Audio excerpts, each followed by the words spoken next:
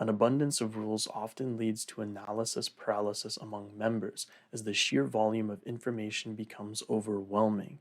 While you might believe that many rules are necessary for maintaining order in your community, most effective community guidelines consist of a handful of impactful rules, such as those concerning respect, that are then complemented by a series of strong recommendations.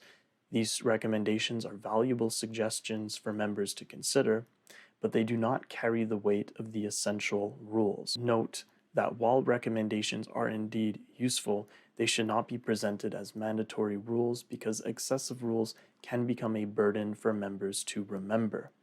And in an effort to prioritize convenience, you should ideally strive to maintain no more than 3 key rules for members to adhere to. To put this more into detail, let's say, for example, you join an online community space and you're unfamiliar with it and you need to learn the rules and codes of conduct / guidelines of this space. It would be a lot to ask of you to remember an entire list, a plethora of dozens upon dozens of rules, which perhaps even have overlap between them. So the gist here is, if there's a way to whittle down to its core as many rules as you possibly can so that you have, let's say, ideally 3, which is easier to remember than more than 3, than a dozen, than a plethora of rules to consider, then by all means go down that route and make things as simple as possible for new members to consider. What I've noticed when studying other online communities is oftentimes